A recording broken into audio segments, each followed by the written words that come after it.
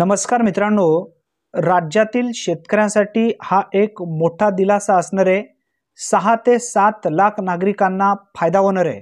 राज्याचे उपमुख्यमंत्री देवेंद्र फडणवीसजी यांच्या माध्यमातून जी माहिती देण्यात आली आहे ती सविस्तर माहिती आपण या व्हिडिओच्या माध्यमातून समजून घेणार आहोत।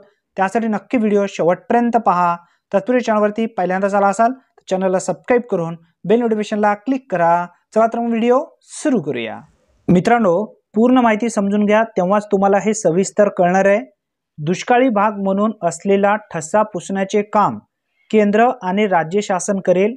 उपमुख्यमंत्री देवेंद्रजी फडणवीस यांच्या माध्यमातून पूर्ण माहिती आपण जी देण्यात आली आहे ती समजून घेण्याचा प्रयत्न करूया।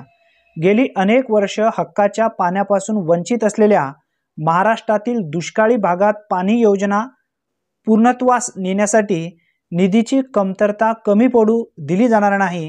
पाणी योजना पूर्ण करून शेवटच्या माणसापर्यंत विकास पोहोचल्याने नवीन भारत आणि महाराष्ट्र उभा राहील। जनतेला दिलेल्या वचनांची पूर्तता करून शेतकऱ्यांना बांधापर्यंत पाणी पोहोचण्याबरोबरच दुष्काळी भाग म्हणून असलेला ठसा पुसण्याचे काम केंद्र आणि राज्य शासन करेल। यासाठी आवश्यक असेल तितका निधी दिला जाईल असे आश्वासन उपमुख्यमंत्री देवेंद्र फडणवीस यांनी आज पलटण येथे दिली आहे।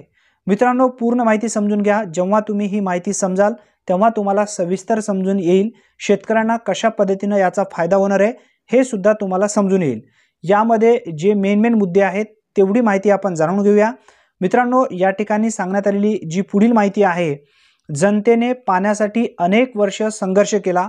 दुष्काळी भाग पाणी यावे म्हणून नीरा देवधर उजव्या कालव्याला मान्यता मिळाली। त्यासाठी प्रारंभी 61 कोटी मंजूर करण्यात आले होते। तथापि ही योजना पूर्णत्वास येण्यासाठी आतापर्यंत 3976 कोटी रुपये खर्च करण्यात आले।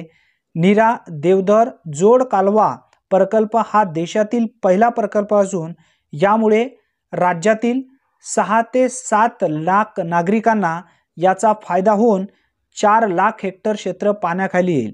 या योजनेची पाणी शेतकऱ्यांच्या बांधापर्यंत म्हणजे या योजनेचा पाणी शेतकऱ्यांच्या बांधापर्यंत जाण्यासाठी बंदिस्त पाईपलाईनद्वारे पाणी देण्याचा निर्णय घेण्यात आला। यामुळे पाण्याचा थेंब आणि थेंब वाचणार असून 16 TMC पाण्याचे योग्य रीतीने वाटप करता येणार आहे असे सांगून उपमुख्यमंत्री श्री फडणवीस म्हणाले, दुष्काळी भागांना पाणी मिळावे यासाठी पंतप्रधान नरेंद्र मोदी यांनी बळीराजा योजना सुरू केली आहे।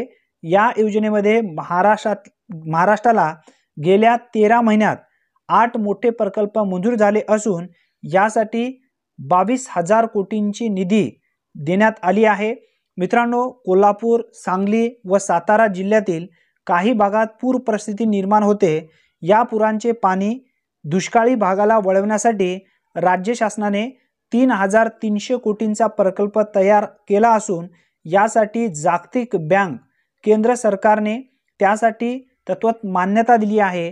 पूर भागातील पाणी दुष्काळी भागाकडे वळवल्यास यांचा 10 लाख कुटुंबांना लाभ मिळेल असे सांगून उपमुख्यमंत्री श्री फडणवीस म्हणाले, पुणे ते बेंगलोर हा ग्रीन कॉरिडॉर हायवे मंजूर तयार करण्यात आला आहे।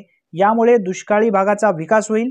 त्याचबरोबर नवीन MIDCनाही मान्यता देण्यात आल्या असून अनेक दुष्काळी भागातील तरुणांना काम मिळेल। पलटण ते पंढरपूर या रेल्वे मार्गासाठी 981 कोटी रुपयांचा निधी सुद्धा मंजूर करण्यात आलेला आहे। मित्रांनो, पुढे जी माहिती देण्यात आली आहे ती सुद्धा अतिशय महत्त्वपूर्ण आहे। यावेळी अनेक योजनांचा लाभ लाभार्थ्यांना देण्यात आलेला आहे। प्रधानमंत्री आवास योजना शहरी, कृषी यांत्रिकीकरण योजना, संजय गांधी दिव्यांग योजना, प्रधानमंत्री जन आरोग्य योजना, मोदी आवास योजना, शैक्षणिक सहाय्य, प्रधानमंत्री सूक्ष्म अन्न प्रक्रिया योजनेचा लाभ लाभार्थ्यांना उपस्थित मान्यवरांच्या हस्ते वाटप करण्यात आले आहे। मित्रांनो, ही माहिती अतिशय महत्त्वपूर्ण आहे कारण अनेक भागातील लाभार्थ्यांना याचा नक्की फायदा होणार आहे। वरती जे आपण जिल्हे जी माहिती घेतली ती एक लाभार्थ्यांसाठी अतिशय महत्त्वपूर्ण आहे। धन्यवाद।